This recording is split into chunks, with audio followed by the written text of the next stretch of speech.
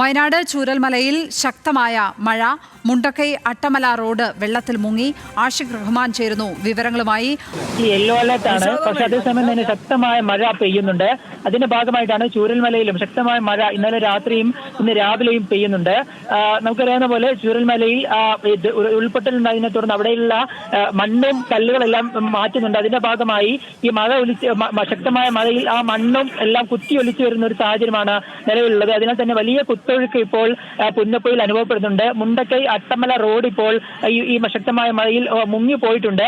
ഡെയിലിപ്പാലത്തിന് ഉയരത്തിൽ വെള്ളം എത്തിയിട്ടില്ലെങ്കിൽ പോലും ആ പുന്നപ്പൈ അട്ടമലയും മുണ്ടക്കൈയിലും പോകുന്ന ഭാഗത്തെ റോഡ് പൂർണ്ണമായും വെള്ളത്താൽ നിറഞ്ഞിട്ടുണ്ട്. ഇത്തരത്തിൽ വലിയ രീതിയിൽ മണ്ണ് അത്തരത്തിൽ അവിടെ പരന്നിട്ടുണ്ടെന്നുള്ളതാണ് പ്രധാനപ്പെട്ട കാര്യം.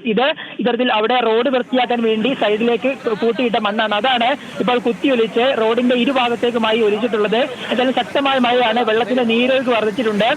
അവിടെയുള്ള വെള്ളാർമല സ്കൂളിന്റെ താഴ്ഭാഗത്തുള്ള കെട്ടിടത്തിൽ ഏകദേശം 3/4 ഭാഗത്തോളം വെള്ളം ഉയർന്നതും ദൃശ്യങ്ങൾ കാണാൻ കഴിയുന്നുണ്ട്. ഇങ്ങനെ കഴിഞ്ഞ ദിവസങ്ങളിലെ മഴയിൽ നിന്ന് വ്യത്യസ്തമായി ശക്തമായ മഴ ഇന്നലെ രാത്രിയിലും പെയ്തു, തുടർന്ന് ഇന്ന് രാവിലെയും പെയ്തു. അതിനാലാണ് ഇത്തരത്തിൽ വലിയൊരു കുത്തൊഴുക്ക് ആ പ്രദേശത്ത് അനുഭവപ്പെടുന്നത്. എന്തായാലും ഇപ്പോൾ ജില്ലാ ഭരണകൂടം അറിയിക്കുന്നത് ഈ പുഴ വൃത്തിയാക്കാൻ വേണ്ടി എടുത്തു വെച്ച മണ്ണ് ഇത്തരത്തിൽ വലിയ മഴ വന്നതിനാൽ തന്നെ പുഴയിലേക്ക് വീഴുകയായിരുന്നു. അതാണ് ഇത്തരത്തിൽ വലിയ മണ്ണ് വീണ് കുത്തൊഴുക്ക് വരാൻ കാരണമെന്നാണ് ഇപ്പോൾ ജില്ലാ ഭരണകൂടം വിശദീകരിക്കുന്നത്.